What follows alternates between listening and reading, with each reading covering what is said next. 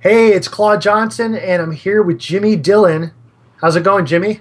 It's going good. It's blues time, Claude. All right, and we're here also with Virtual. Hey, Claude, it's great to be here. Hey, Jimmy, I'm really excited about this call because, first of all, an hour with you talking about blues is literally like getting a master's degree in blues guitar.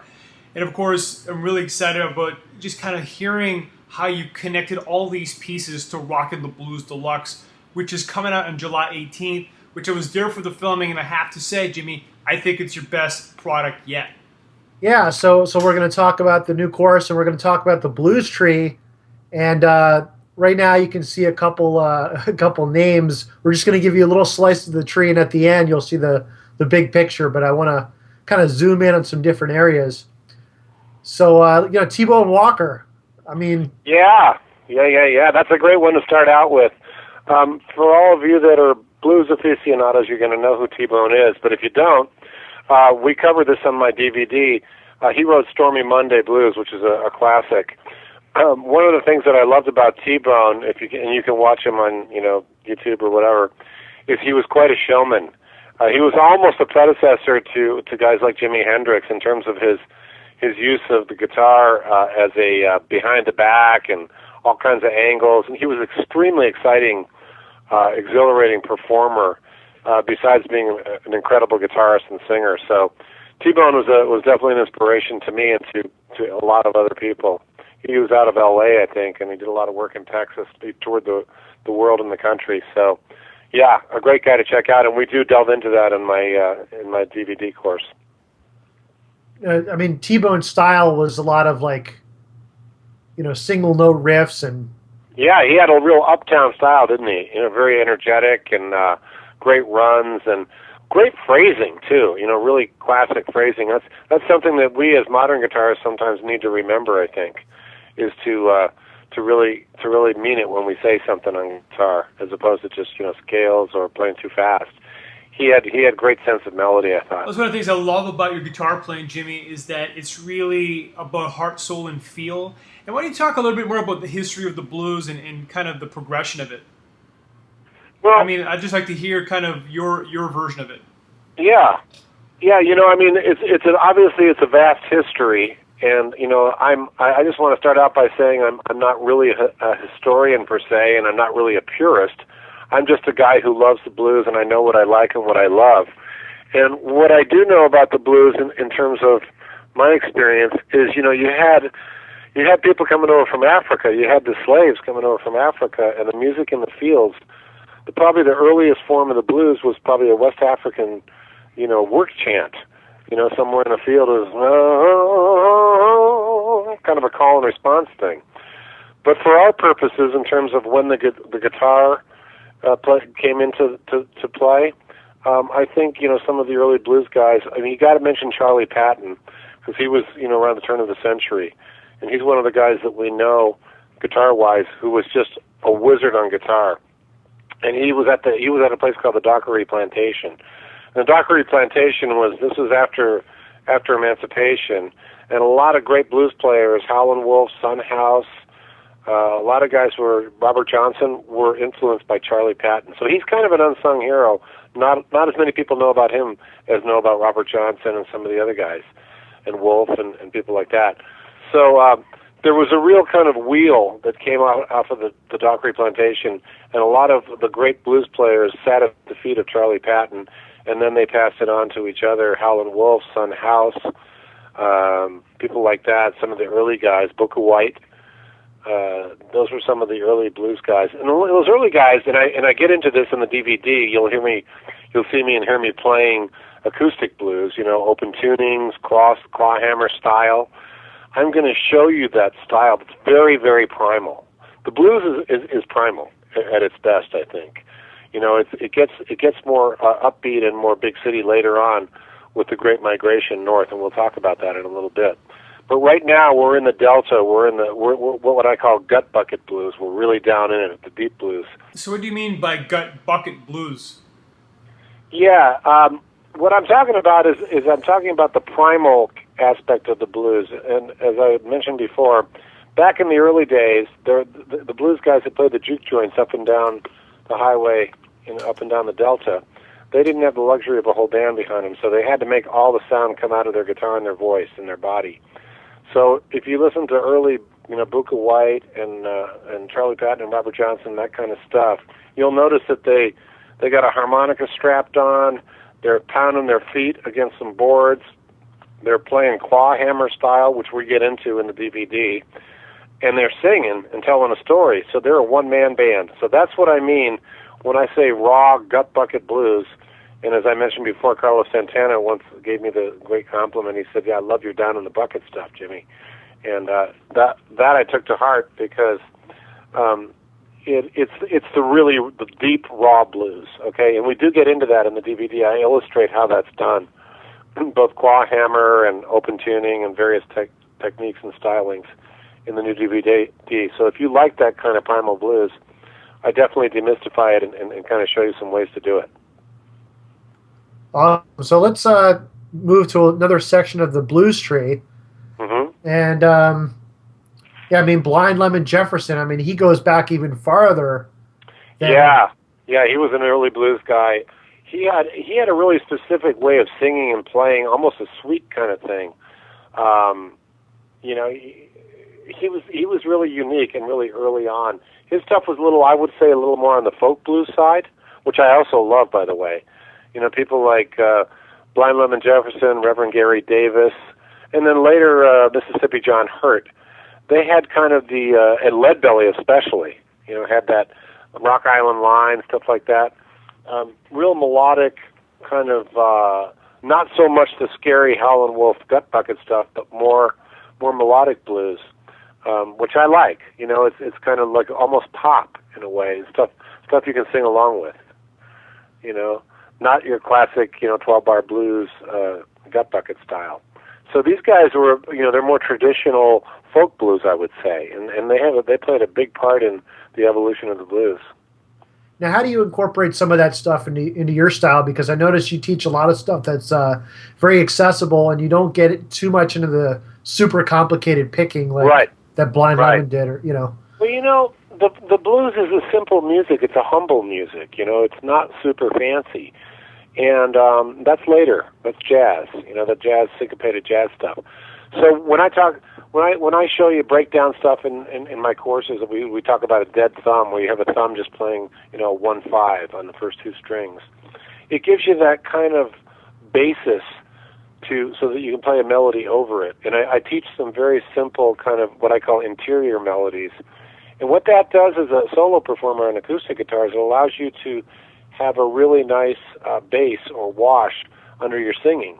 It's not just the dun dun dun dun dun dun. It's something like Creole Bell, which I teach on my DVD.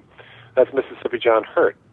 So I call that, in a way, I say that goes a little bit towards the country blues, because it's got a really nice picking pattern, but it's not super complicated. But it really bounces and swings, which is cool. Now I'm going to ask you, and forgive my ignorance, but who is Kid Bangham? Kid Bangham is, the guys that I put on the tree. They're not necessarily in order in terms of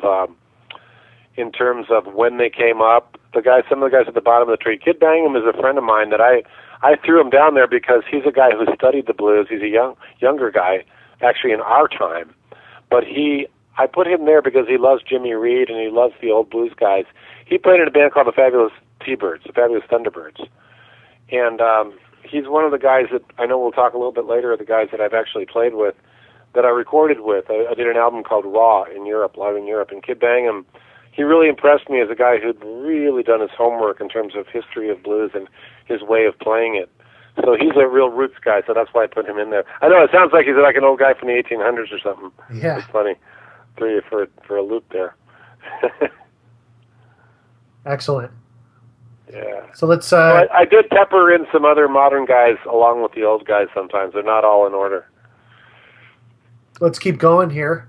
So Charlie Patton, you talked about him already a little bit. Go a little bit deeper into his style. I mean, I think Charlie Patton is someone that sometimes gets overlooked. He was quite an amazing. Some people call him the father of the blues, above even W.C. Handy, because he was one of the first guys that really was playing slide and brought together the Delta blues elements And like I said, a lot of these guys sat at his feet, Buddy Waters, Robert Johnson.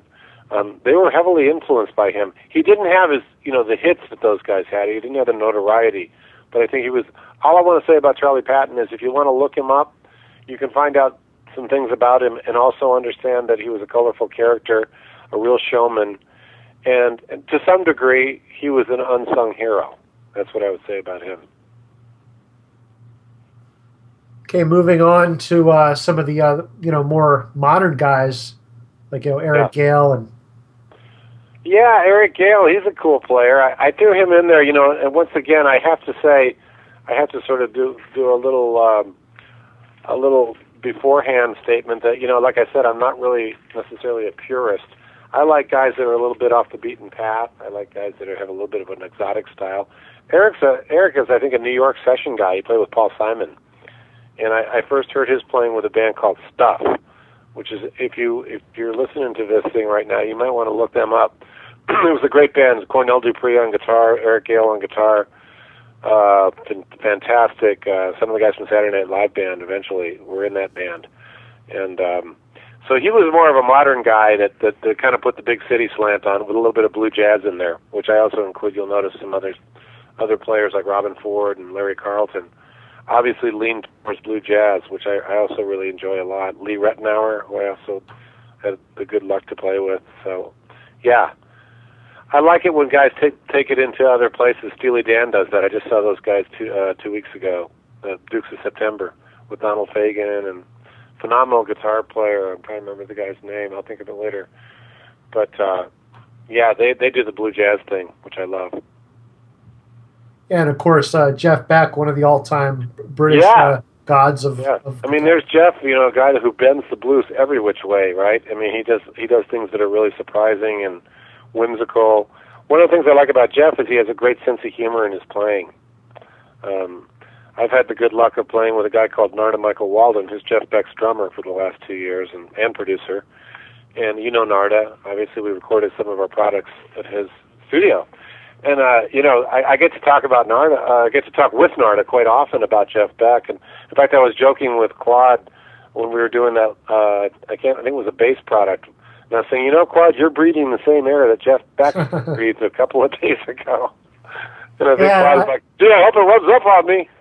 I think that was like Santana's old amp in there too, that boogie. Yeah, that's right. That's right. But, Beck plays a Strat like yourself too, and you get into some of that, some of the lead, the more modern lead guitar stuff too, in the course, the wah pedal stuff.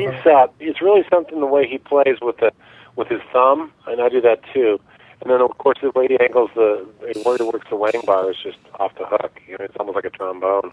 And, he does really exotic scales, as you know. Like, he listens to, like, Bulgarian nuns. That's where he gets a lot of his scale stuff. So he's not afraid to branch out, that's for sure. Yeah, well, who doesn't listen to Bulgarian nuns, Oh, yeah. I mean, I think Clausen Powers, absolutely does. So, Virtual, Beck's one of your favorite guys on the guitar too, yeah? Absolutely. I think Jeff Beck is actually one of the greatest guitarists alive. Actually, he's my favorite guitar player. I think he took what Jimi Hendrix was doing and simplified it and kind of cleaned it up. Yeah. I love how intuitive his feel is, and there's no ego. He just plays what the song needs. Mm-hmm. He just serves the song. Mm-hmm. And, of course, his technique and his touch and tone are so mind-blowing. And I know that's one of the things you really go deep on, Jimmy, is the 4 T's. So why don't you talk a little bit about it? Because it's really a big part of every product that you do. It's a big part of your whole methodology, if you will. So it's a great reminder for everybody who's already heard this before. And it's a great preview for those who've never seen Jimmy's products. Yeah, we talk about the 4 T's, touch, tone, time, and taste. And, each one of those T's has subcategories to them. When you talk about touch, you talk about the way that you attack a blues note. Like, think about the way B.B. King hits a note. He really stings it, doesn't he? He's very economical, but he's very to the point on how he does it. Very deliberate. And then you think of guys like Jeff Beck. The way he does he rings all these different tones out of the same guitar with the same setup, and it has to do with the way he's attacking it, the touch. And then when you talk about tone, you think about some people think about tone as being how you set your guitar, and yes, that is part of it. I mean, obviously you have bass and treble, and you have different ways you can do your pickups, and that's all a big part of, especially of electric guitar. But then on an acoustic guitar, if you're playing closer to the bridge or closer to the neck, you're going to soften your tone as you go, and we illustrate this in both acoustic and electric in Rockin' the Blues Deluxe. So I think when we get into time, that speaks to phrasing, how you phrase, because people always tell me great soloists tell a story, and the spaces between the notes are as important as the notes themselves. So that to me is one part of the time thing. The other part about the time thing is having good time, so that when you play, you're playing in time and you're swinging, and your phrasing is all making sense and kind of feeling like the time is right there. Like a good sense of that would be someone who's a master of phrasing, who knows when to hold back and when to deliver, when to sting, when to go in and sting like a bee. And the blues guys, I think a lot of the blues guys were masters of phrasing and time and touch, and tone as well. The tone is what gets your makes you lean forward and go, wow, that tone, whether it's a half-open wah that Jeff Beck gets or something, extremely subtle and nuanced. So the 4 T's are really, truly important, and we always circle back around to those, whether it's, the blues product or acoustic product. We always talk about those things because I think they're essential for any guitarist. Yeah, speaking of B.B. King, someone told me, and I'm not sure if this is true, but he said B.B. King uses a pick made of elephant tusk, and that's one of the ways that he gets his unique tone. I thought that was kind of neat. That I don't know. Yeah, we were actually at NAMM the last couple of years, and it's great to see a lot of cool, interesting picks, for an example, made out of different woods. And I actually have a few wooden picks, and I really like them. They really bring a different tone. Of course, if you use a metal pick, it's completely different. Yeah. So there's a lot of options out there that really, the little things, and I know that one of Eric Clapton's producers says that they really play with picks and stuff. Well, that does. It goes to both touch and tone because, if you listen to Clapton in any of his interviews, he talks about when he plays acoustic, he likes the feeling of, some people wear finger picks, some people like the feeling of just nails against the strings. I like both. I like a little bit of skin and a little bit of nail, which is what Clapton gets. And so I keep my nails a little shorter these days so I get both skin and nail. But some people like, what's that guy's, Lawrence Juber? He plays just with the nubs of his fingers. So does Derek Trucks, which always eludes me because it's hard for me to get precise. But those guys can. They have actual calluses on their right hand and their left.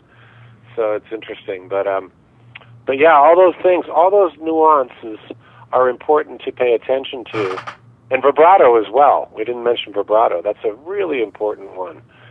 Slow versus fast stinging, and up and down versus sideways. I was just reading an article on, do you know that song Reelin' in the Years by Steely Dan? Sure. Okay, well, that solo is, by the way, Jimmy Page's favorite solo of all time. But there's an article in I think it's Premier Guitar Magazine, the British version, this week. And the guy, Elliot Randall, who played that solo, he talks all about how he did it and how his vibrato is. And having just seen those guys a couple weeks ago, Steely Dan guys, I was really interested in. That was a second take, by the way, that solo, and it's no overdubs all the way through, one take. And he said the first solo was even better, but they didn't push the record button. Yeah, I love that band. Love that solo. It's definitely a classic. It's a good one. It's a good one. Yeah. So, yeah. Before we continue, Jimmy, I just want to remind everybody about your new course coming out called Rockin' the Blues Deluxe. It's amazing. I was there for the filming, and I can say that the stuff you teach just covered the entire gamut of blues, from the old stuff, the primitive stuff, to the super modern stuff, to the hybrid fusion. I mean, you just cover the whole gamut, and it's amazing. So for everybody who hasn't watched Jimmy's stuff, then get ready because you're going to be blown away. Okay. Let's roll on to the next section of the tree, and here we're getting into a whole bunch of really hot players. Buddy Guy, Gary Moore, John Mayer. I mean, these are some of the modern guys. And I think you go Yeah. into some of that more lead guitar oriented stuff. I mean, that's Yeah. what I like about Rockin' the Blues Deluxe is you start off on the acoustic and then you go into electric, so it's kind of Right. Yeah, I mean, John Hammond is obviously right in there with Taj Mahal and Keb Mo. He plays more fingerstyle acoustic, but then you go to Buddy Guy, who absolutely influenced Hendrix in a big way. Everybody knows it, and even Hendrix said it. Hubert Sumlin played with Howlin' Wolf, and I put Hubert next to Buddy because both Buddy Guy and Hubert Sumlin backed out Howlin' Wolf in Chicago at Chess Records, so that's of interest. Now, Buddy Guy, besides being an incredible guitarist, I mean, if you've ever seen him go, he's just so free. But he's also an amazing singer, which I love about him. Luther Allison is someone that you might not know. I toured with him in Europe, and his son. Oh no, he's a legend. I used to have a couple of his albums. He's an amazing vocalist and just a great blues man. I had the fortune of touring with him in Europe before he died, and I also played with Buddy Guy many times. Played with Carlos Santana many times, and still am playing with him. Stephen Bruton was Santana. I don't have to say anything about, except that I saw the Santana Blues Band in '69 when I first moved to San Francisco, at the Mission, out in Mission Park there, so on Dolores, and that was really cool. Stephen Bruton passed away a couple of years ago. Great guitarist. He played with Bonnie Raitt. He's toured with lots of different people. Just a great player. Played everything from blues to you name it. Gary Moore, I don't have to say anything about him. You know him. Fantastic player. We miss him very much. Lee Rettenauer, you might not think of him as a blues player because he's a jazzy guy, but he can play the blues as well. I had the great fortune of doing a TV show called Coast to Coast for Showtime on television with Clarence Clemens when I was his musical director. And I played in a band with Lee Rettenauer, Clarence Clemens, and the Herbie Hancock Band with Wah Wah Watson. And that was really a great experience, and I have to dig that up and maybe post something one of these days. I've still got it on VHS somewhere. David Gilmour, we all know David, from Pink Floyd. I think he's got a great blues sound, fantastic, like that solo on Money and some of the stuff from Dark Side of the Moon. Those British guys really, I think, from Clapton to Beck to David Gilmour to, Dave Mason, another great player. Geez, I didn't even mention him. They really seem to get it. I think they have great love for the blues. Keith, too, the Stones, Mick Taylor, all those guys. John Mayer I mentioned because I think he's a very studied blues player. I watched the DVD of his Where the Light Is, if you haven't seen it. And he's playing with Pino Palladino and Steve Jordan. And if you're playing with those two guys, you better be able to play the blues. And I think he does a great job on it, so I wanted to mention him. The best songwriters out there right now. I really like what he's doing, and I think he's underrated. Oh, yeah. Yeah, I know he gets a lot of heat for his Playboy interview, but I think he's outliving it. There's actually a really funny John Mayer comedy skit on, I think it's on Will Ferrell's site. It's Laugh or Die or something like that, where I'll send you the link later. It's pretty funny. I mean, we'll post it. Actually, if you buy Rockin' the Blues Deluxe, we'll send you the link for free. Yeah. But, just going back to some of these other names, I mean, one thing that first of all, I idolize Gary Moore. He is the man. And one thing that he does that I've found that you're teaching also is using the sharp five in some of his song arrangements. I think you talked about that on the first blues course. Yeah, a little bit. Yeah. Rockin' the Blues and Slide. Yeah. So you guys should all check that out too. We'll make that course available with Rockin' the Blues Deluxe as well. There's also some other kind of interesting gypsy jazz stuff we got into as well. That was pretty cool. That's kind of a different kind of flavor, and so that's cool as well. But I'm looking at Lightnin' Hopkins and Rod Cooder. I kind of put them next to each other because they both have that really great slide style. And then you could look at a guy like Steve Cropper. He's listed in under the great blues players because he's such an amazing player. You think about Dock of the Bay or Soul Man or all the songs that he produced and wrote and played those incredible, blues licks, R&B licks. Mick Ralphs was in a band called Bad Company, if you remember them. Oh, of course. They were great blues rock. Now we're getting into the blues rock thing, right?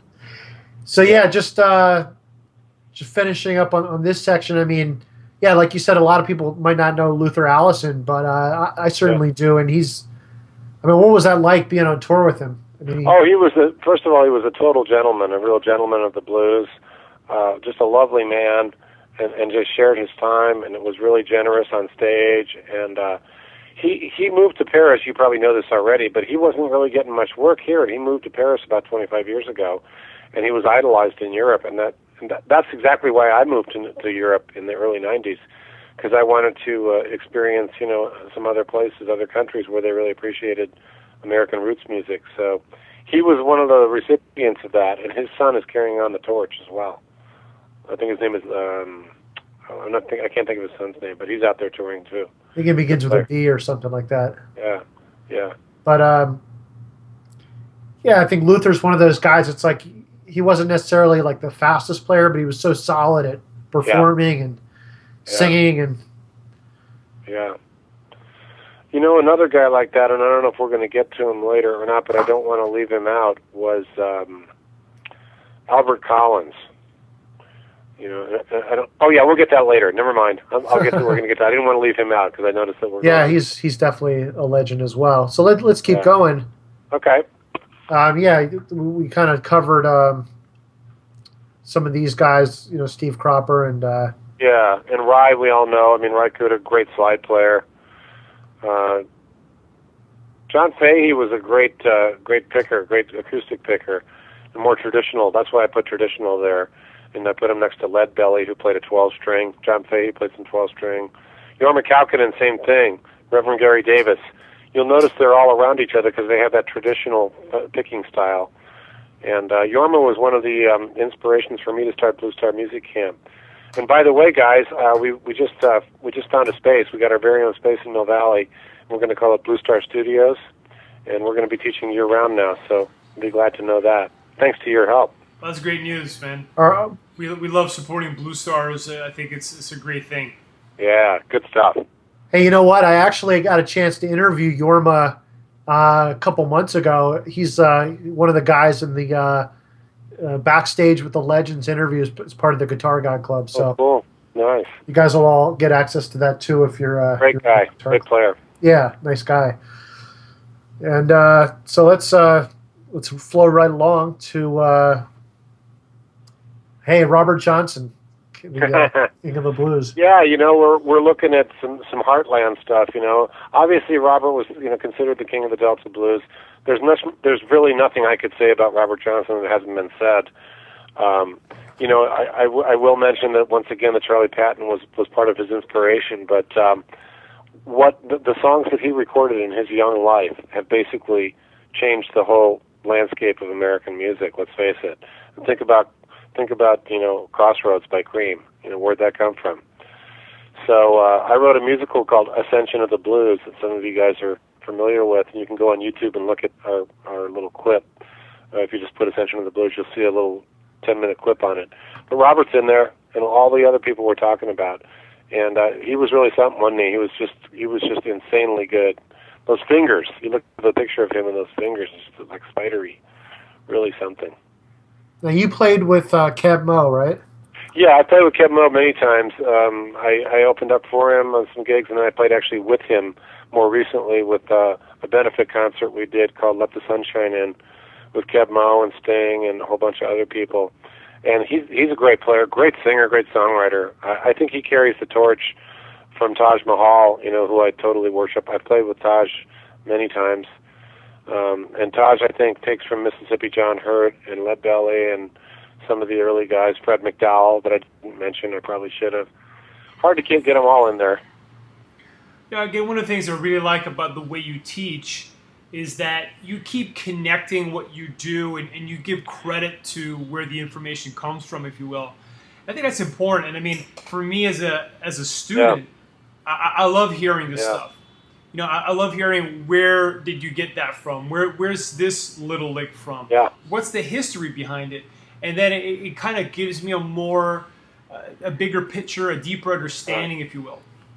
So that's really one of the things that you bring to the table inside Rockin' the Blues Deluxe, which is coming on July 18th, 3 p.m. Eastern, so don't miss it. And keep rocking, Jimmy. I know you got a lot more stuff to cover inside of this tree. Yeah, I think what's important and what I try to impart wisdom-wise when I make And when you guys, when we first met, I guess it's been about 3 years now.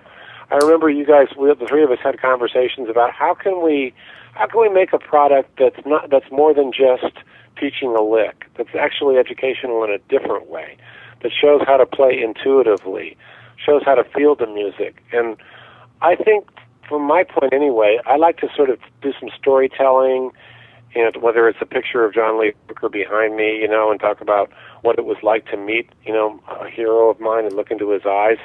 I think music is about that. And I think the blues especially is not so much a group of notes or even a way of playing. It's telling your story. And I always say, when I talk to my students, whether they're young or old, I always say you got to do you. You got to express yourself. You got to let your blues out. So for me, yes, we do have to learn chords, we have to learn notes and some scales and all those things. But the bigger question to me is, how do you find your own true voice on the guitar? How do you find, your voice, what you sound like? So all these, it's really amazing for me to go back and do this tree and look at all the wonderful players that have influenced me, some of whom I've met, some of whom I've had the pleasure of playing with on stage, some of whom I've just stood and watched, like Jimi Hendrix. But all that goes into you when you see it, when you feel it, when you play it, when you listen to it. I was 12 years old with a guitar listening to Jimi Hendrix on a little Victrola. The record was bigger than the record player. And I was so mesmerized by this amazing sound coming out. So, to me, how can I share that and pass that on? And that's why I really take it seriously in terms of crafting these products.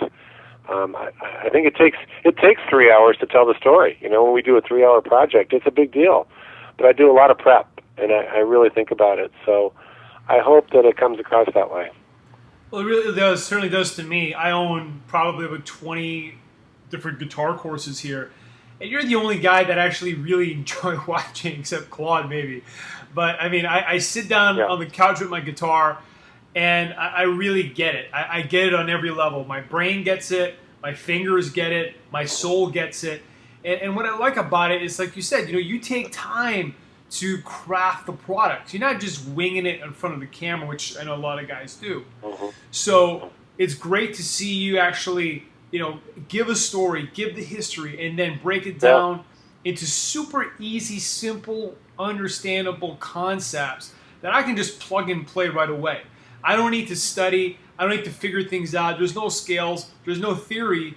Just basic plug and play licks. Mm-hmm. Yeah, that's probably my greatest. Well, I just recently won an award that was really close to my heart. I live in a little town called Mill Valley, and I won a Millie Award, which is just a small little town that I live in. But it meant a lot to me because to win this award, you have to do more than just play. You have to be, part of the community. And I really enjoy living in this community where everybody shares. There's a lot of camaraderie. And yes, in terms of teaching, I think teaching shouldn't be just dry and like watching paint dry and getting information. I think it should be passionate, and I think it should be colorful, and I think it should teach more than just the playing part. It should teach the feel part, and that's something that I think is lacking, and you certainly don't get it in school. So that's why I started Blue Star Music Camp, is to pass that on to the next generation of performers and players.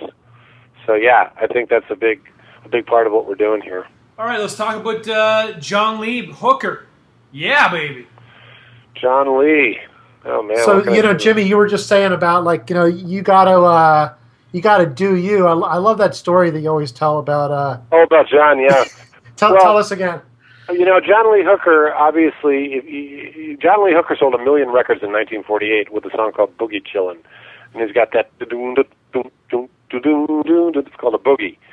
So right there, he's already secured a place in the history of blues and rock and roll, whether you're talking about ZZ Top or whatever. But John Lee, has anybody ever sold 1 million records at that time? Not many people had, because this is before Elvis or anything. So to sell 1 million records, I mean, especially as a black blues guy out of the Delta, and he was living in Detroit at the time, that was quite a feat. I'm not saying he made $1 million. I don't think he did. But anyway, John Lee lived in San Francisco for many years, and when I was doing my second CD. My bass player Richard Cousins had toured with John Lee, and Robert Cray, and Robert knew John very well. So I said, gee, wouldn't it be great to get John Lee on the record? And so he said, I got his number right here. Why don't you just call him? So I called him, and he answered the phone and said, yeah, all right, you got to come to me. So I drove down to his house in South San Francisco. I got in there, and I walked in. The heat was turned up to like 95, and he was in the back. And, I got in there. I was a little bit nervous. I was sweating. And then John Lee shows up. He's got this gorgeous brown suit on with those signature shades, the star socks on him. His socks have stars on them. Totally decked out just to meet me. So I said, well, gee, John, I'd love to do this song with you. I've got a little tape, a little digital recorder here. And he said, well, let me hear the song. And I played the song. He goes, I don't know that song. I said, well, that's because I wrote it. So I said, well, he goes, okay. He goes, that's a pretty good song. Is that you singing? I go, yeah, that's me singing and playing. I go, all right. So he starts singing into the microphone, and then next thing I know, he's scatting along, singing, and you can get it on my CD now. I've got it on the CD. It's called When Did You Fall So Hard? And then at the end of the song, he starts scatting. He goes, I ain't going to be your scanny claw no more. And I'm like, what's he talking about, scanny claw? Is that like a mud bug, or is that like a crawdaddy, or what is it? And it turns out he was watching Santa Claus on the TV, and he's saying, I'm not going to be your Santa Claus, and he's saying scanny claw.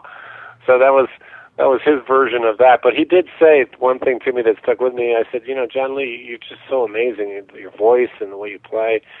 And he goes, well, I'll do the hell out of John Lee Hooker. And I thought, he goes, you got to do you. And I thought, that's good advice. That's really good advice. Because, he had a stutter. He had a lot of things he had to overcome. And he made it work for him. If you listen to John Lee's stuff, there's plenty out there. So I thought that was good advice. Yeah, it's we tend to put like legends up on pedestals, but they're just people, really. Like oh you yeah, and me. And, oh yeah. I mean, you can watch like videos. I was just watching a video the other day of like Eddie Van Halen backstage, and he was making all these mistakes and playing really sloppy, and just it's just even the greatest players are just they had to start somewhere too. So oh yeah, absolutely.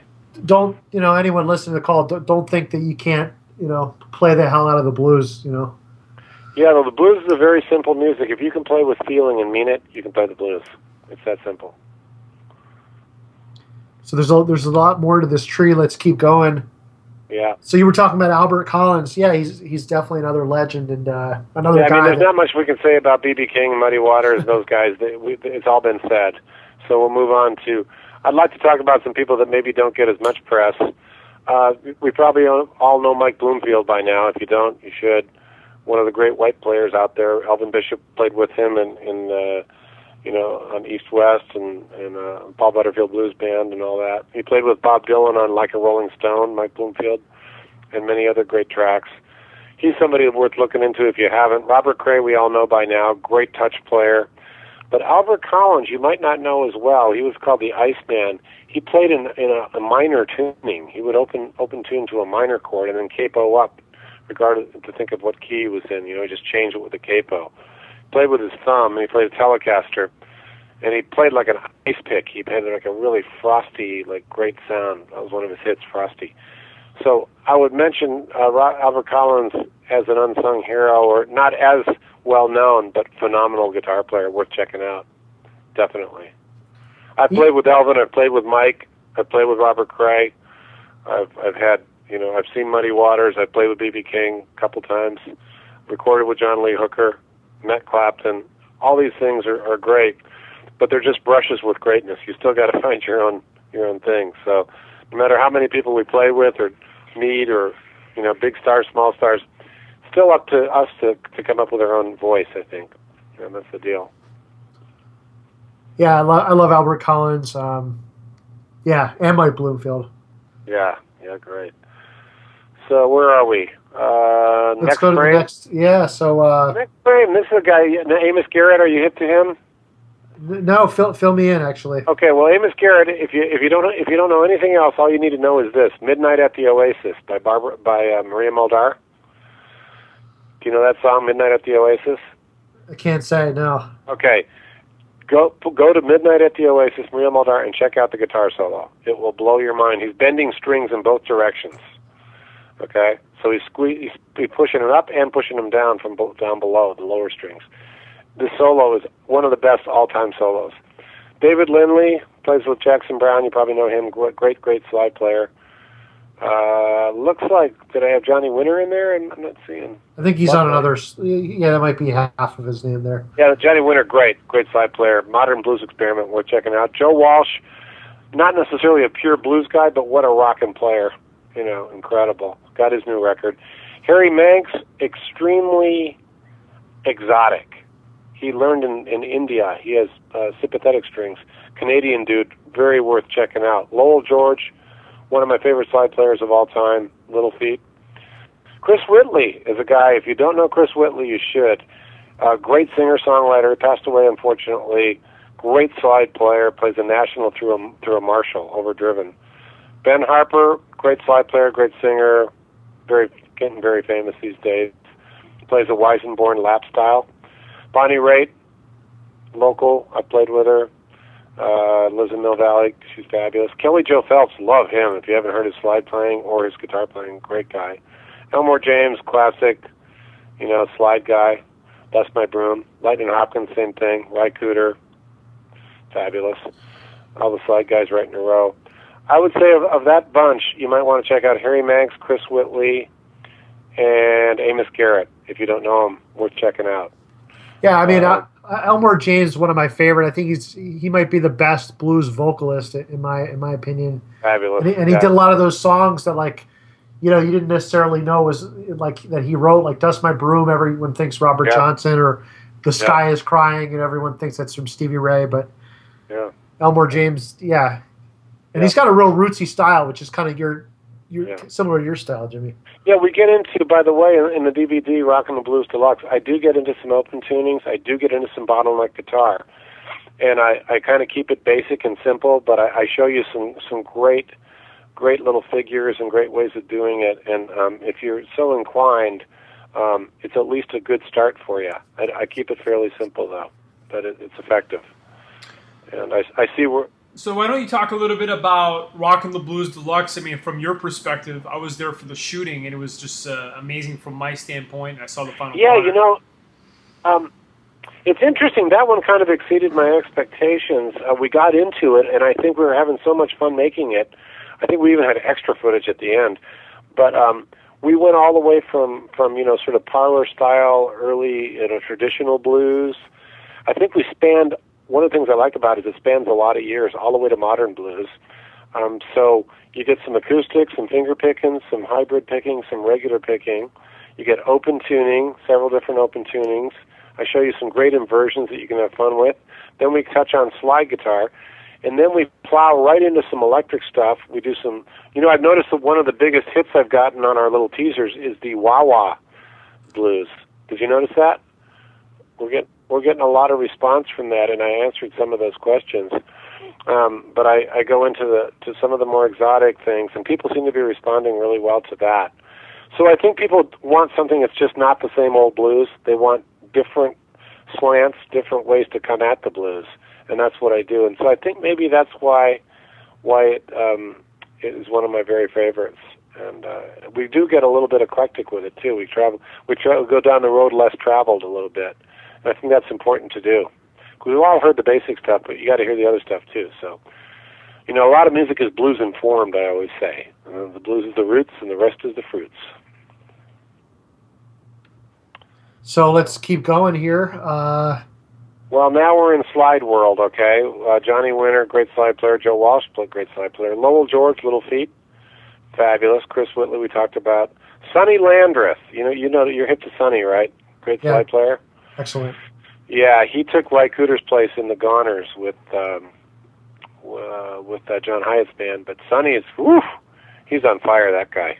I played with him I did a gig at Billy's in Grand Rapids, Michigan, and I actually own Sonny's guitar from his third album cover. I bought it in Paris when I was on tour over there. It's a James Trussart. It's really cool. Kelly Joe Phelps, great player. Derek Trucks, awesome. Incorporates the Indian scales with his playing. I saw him with Clapton. I saw him with Susan Tedeschi, his wife, a few months ago. I think Derek Trucks, pound for pound, probably the hottest slide player out there right now, along with Sonny Landreth, I would have to say. Stephen Stills, I did a gig with. We did Key to the Highway with Bob Dylan and the band, and Clarence, and Bill Clinton on saxophone for Clinton's inauguration. That's just a funny little story. Got that on video. I'll have to post it one of these days. We'll dig it up. And by the way, when I'm dropping names, I'm not doing it. I'm just doing it because it's part of my story. You know, it's not because I'm trying. I am a fan of the band. I posted that song Acadian Driftwood on my blog a little while ago because I was so impressed with it.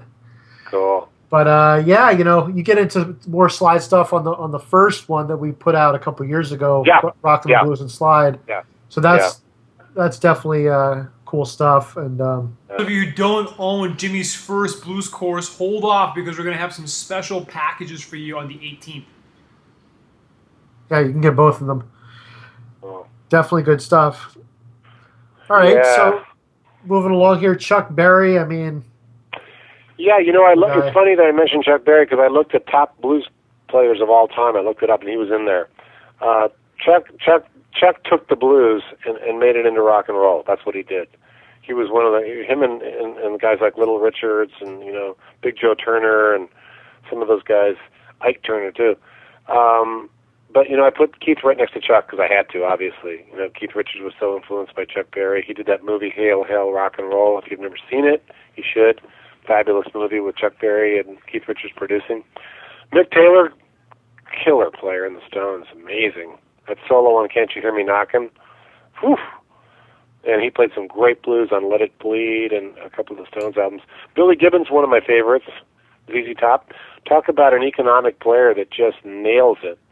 Man, he does not waste a note, that guy. And what a blues, that guy's a total blues musician, blues aficionado, musicologist, knows everything about it. Jimmy Page, great blues player. Great slide work, you know, creative. Duke Robillard, he was in a band called Roomful of Blues in Boston. Great player. I had a chance to play. I play in a band called the Werewolves now and again, and he's in that band with Chuck Leavell from the Stones. So we played together. We did a gig in the south of France for a friend of mine's 50th birthday party. That was a thrill. But I've always loved Duke's playing, and he does some instructional stuff as well. Rory Gallagher, a lot of fire. You probably heard of him. Great slide player. I think he's Irish, right? Or was? Yeah. So I mean, Duke plays a lot of some of those kind of more on the jazzy side, and you kind of get into some of that those 9-chord stuff on the big city style. Yeah, we so get into the big cool. city uptown shuffle stuff, big swing stuff with some diminished stuff in there, and sharp fives, and we get a little bit sophisticated. But I still keep it fairly simple. I try to. Yeah. So you can still swing and have fun, and I show some little hammer-ons and little tasty little licks that you can have fun with. But I love Duke's style of you know, uptown swing blue jazz. Very so cool. we're almost at the end of the tree. Let's just go quickly through the next couple of sections here. Of course, Hendrix and Stevie Ray. You know, what can you Alvin say about Youngblood those? Hart, I think, follows into the Blind Lemon Jefferson tradition and some of the more traditional stuff. Worth checking out. Great singer. Obviously, you know, we talked about B.B. King. Let's just say the three kings and be done with it. B.B., Albert, and Freddie. That's all you need to know. Otis Rush, great Chicago blues player. He definitely influenced Clapton. And Stevie Ray Vaughan, what can you say? I mean, you know, geez. The guy's... Do you feel he really changed the shape and the face of blues forever? I do. I think he kind of took it where Hendrix left off, actually.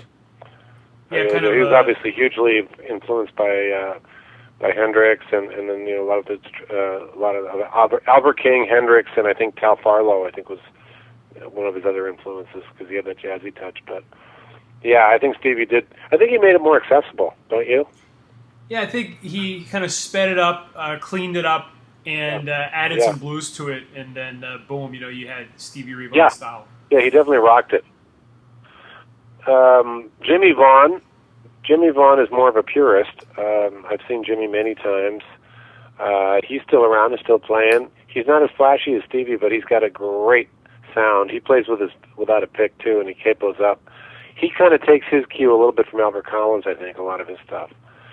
Peter Green from Fleetwood Mac, you hip to him? Black Magic Woman, he wrote that. Yep.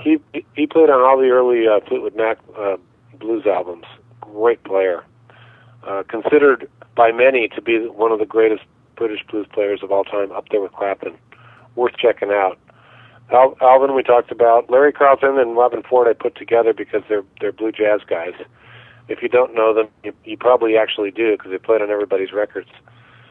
Otis Rush, Chicago guy. Lonnie Mack, Memphis, Tennessee.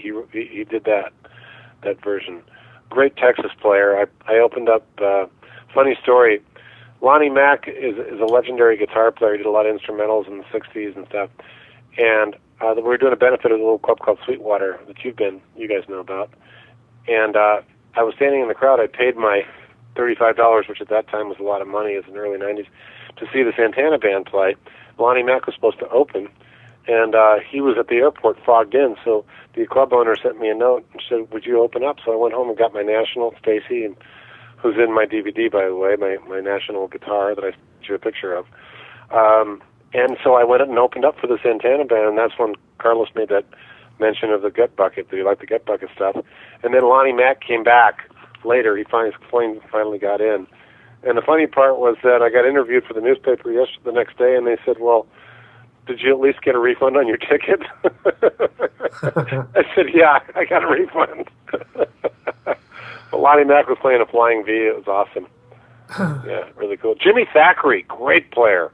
He's sort of like Jimmy Thackeray and Danny Gatton. I would put in the same league.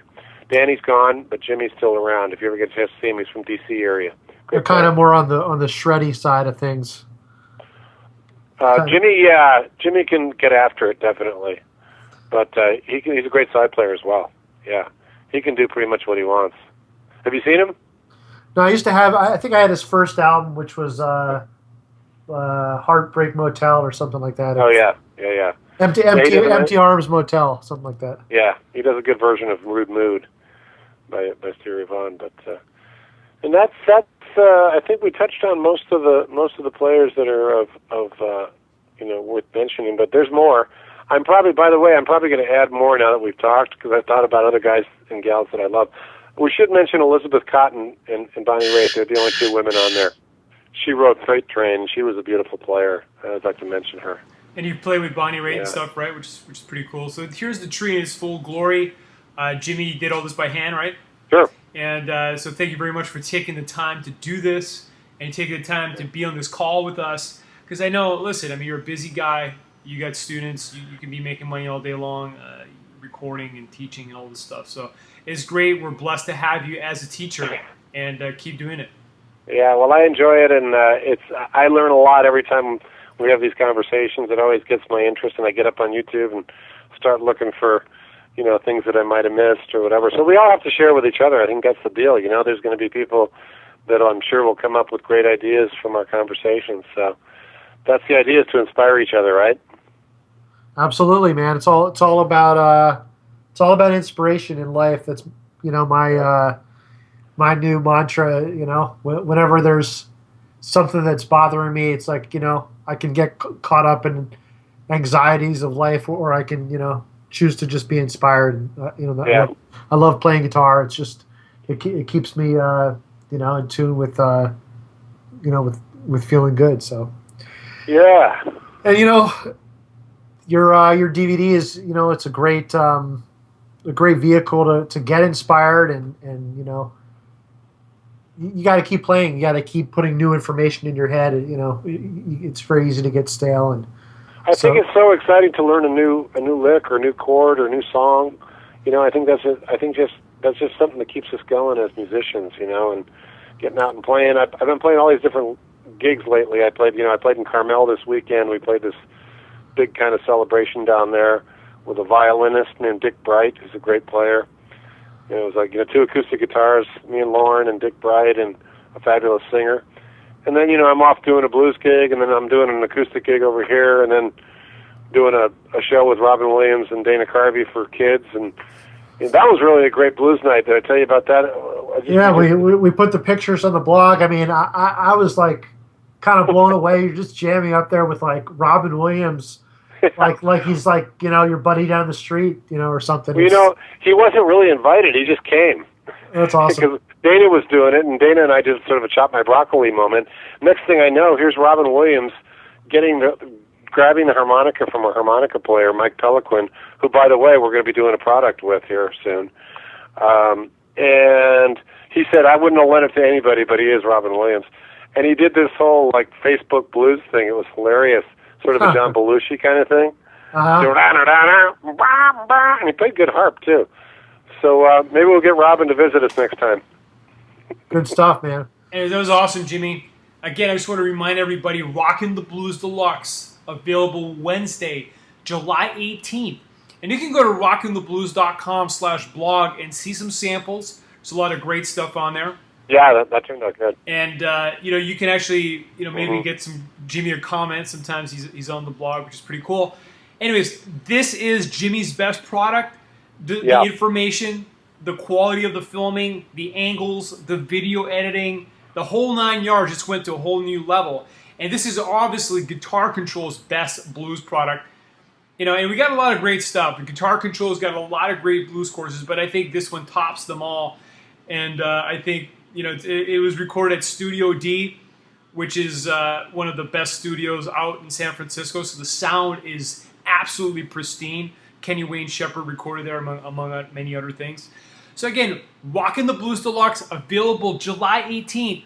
There's going to be some special fast action bonuses. So make sure, put some alarms, put this in your iCal, put this in your iPhone, put this in your Android, whatever you use to keep track of time and keep track of important events. Set the alarms. Tell your grandma, tell your grandpa, tell your grandchildren, whatever you've got. Tell them July 18 on Wednesday, Rockin' the Blues Deluxe. You do not want to miss it. Yes! Yeah. Well, it's nice when time goes by like that and it's kind of effortless. You know that you're actually learning in a fun way, which I think is great. And then you walk away and you got some new knowledge, which is just, there's nothing better than that. It's great. Yeah, all you got to do is you pop open the DVD case, you put it in, you push play, you sit on the couch with the guitar and your favorite beverage, and next thing you know, 75 minutes has gone by and you've got all these new cool licks and tricks. All right, well, everybody all around the world, let's keep rocking and let's keep in touch, shall we? Yeah, so once again, Wednesday, July 18th, I think 3 o'clock Eastern Time, that's noon Pacific, and you're going to want to write that down. We're going to have some awesome early bird prizes, which I'll let you guys know about. Just check your next email.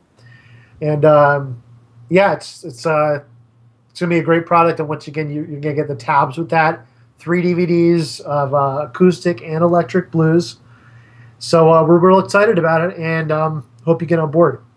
Rockin' the Blues Deluxe. Thanks for watching the webinar, and we'll catch you guys next time. All right, thanks, guys. Take care.